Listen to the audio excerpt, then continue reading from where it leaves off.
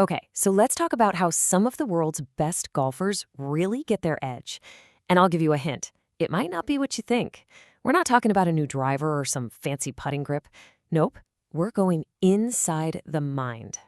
And, this quote from the absolute legend, Bobby Jones, just hits the nail on the head, doesn't it? It perfectly captures what we're talking about today, the mental game of golf. It's that internal battlefield that can make or break your entire round. So, we're diving into some techniques highlighted by the Orlando Hypnosis Center, and they focus on a really simple but profound idea. A golfer's mental state can be the single biggest obstacle to a lower score. The real opponent isn't the course, it isn't the weather, it's that little voice inside your head. And that's not just a feeling, right? This has a real, measurable impact on your scorecard. According to the source, these mental hiccups, the yips on a short putt because you're anxious, the wild drive because you lost focus, they can add 5, maybe even 10 strokes to your game. That's huge. So if the problem is that 5-inch course between your ears, how in the world do you train it? How do you get your brain to actually work with you instead of against you when you're standing over a must-make shot? Well, the material we're looking at points to a pretty fascinating answer, a technique called golf hypnosis. So what is that really? In the simplest terms, it's about getting your most powerful tool, your subconscious mind, on your team. It's a way to quiet down all that conscious doubt and noise, and instead, reinforce the confidence and the feelings that lead to your best performance. And this is where it gets really interesting. This iceberg analogy is just perfect.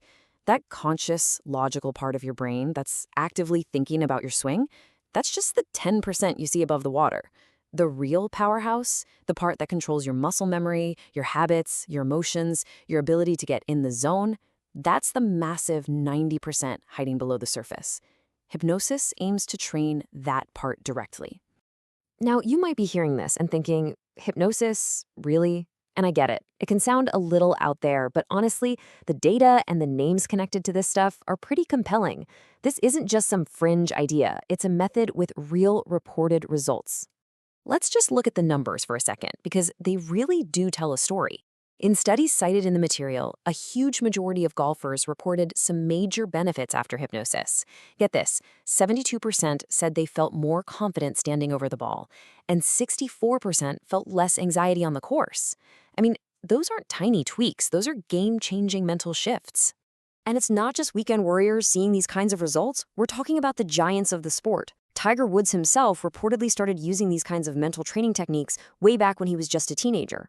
It helped him build that legendary focus and visualize the perfect shot before he even swung the club, basically programming his mind for success.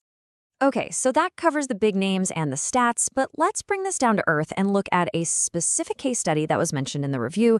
This takes it from theory right down to the tee box for a competitive amateur golfer. So this is the story of DL. He's a dedicated college golfer from right here in Florida. He had the talent, he had the swing, but he was looking for that extra something to really elevate his game under pressure. So what was the bottom line? The measurable outcome? Well, here it is. It's not just about feeling better, it's a hard number. Since starting the program, DL dropped nearly 2 full strokes from his average score. Now, for anyone who plays competitive golf, you know that is a massive, massive improvement. And the score was really just the result of a much deeper shift. He reported feeling way more confident and just more at ease during tournaments.